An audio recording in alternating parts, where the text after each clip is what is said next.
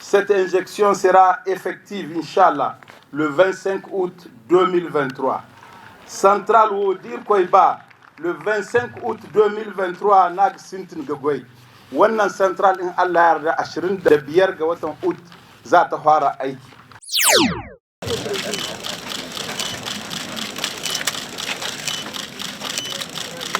Ce qu'il faut savoir, c'est qu'il y a 55 670 panneaux.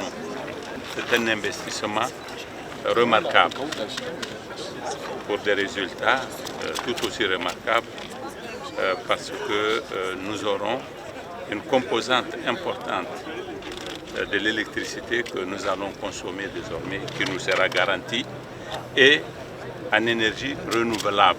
Nous importons à peu près 70 MW pour cette région de Niamey, du Nigeria. Si même il y a une rupture totale comme ça avait été le cas la semaine passée, nous aurons la moitié pratiquement du courant qui nous sera servi et donc nous ne sentirons pas les effets d'une telle situation comme cela a été le cas récemment.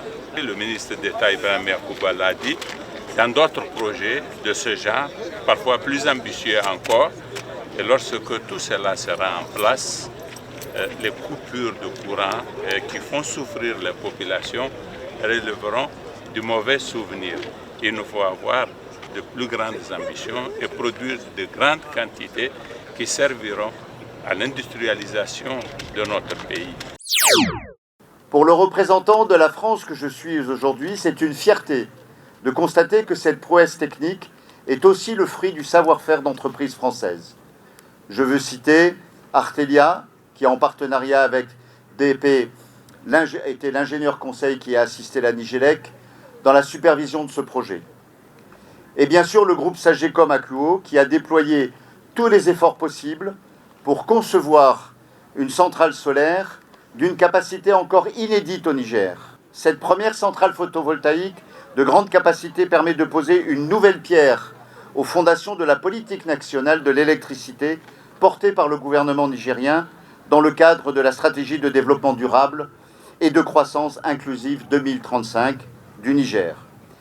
Ce Niger qui ambitionne de porter à au moins 850 MW la capacité de production nationale d'électricité dès 2030, c'est-à-dire dès demain, avec une part d'énergie renouvelable de 30% au minimum et une production reposant à 80% sur des ressources nationales.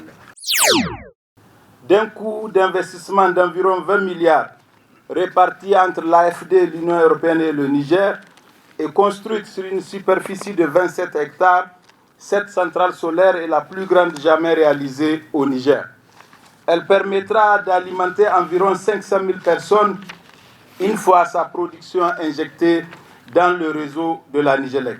C'est une continuité d'engagement constant et soutenu de l'AFD et de l'Union européenne dans le secteur de l'énergie au Niger.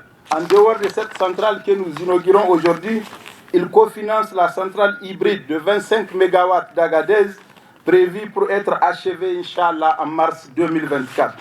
Les deux, toujours, cofinancent également le développement institutionnel du secteur et le projet PREDAC. Notre politique dans le sous-secteur de l'électricité repose sur quelques piliers. Le premier, c'est celui de l'indépendance énergétique. Le deuxième, c'est celui de la diversité du mix énergétique. Le troisième, celui de l'accélération de l'accès universel. Et le quatrième, celui de l'intégration réussie dans le marché régional de l'électricité. Quelques mois après le forum économique entre l'Union européenne et le Niger, où beaucoup d'entrepreneurs européens sont venus connaître les opportunités que le Niger offre, et nous sommes à quelques semaines de la conférence internationale sur l'énergie solaire qui va se tenir ici à Niamey.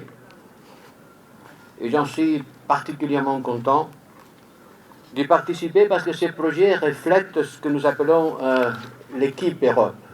Les 27 États membres de l'Union européenne qui, tous ensemble, travaillent comme ils ont travaillé ici, en particulier avec la France et le gouvernement du Niger, pour arriver à ces succès et à ces 30 MW d'électricité qui vont Il y a quelques jours aussi, le sommet de Paris pour un nouveau pacte financier mondial l'a démontré.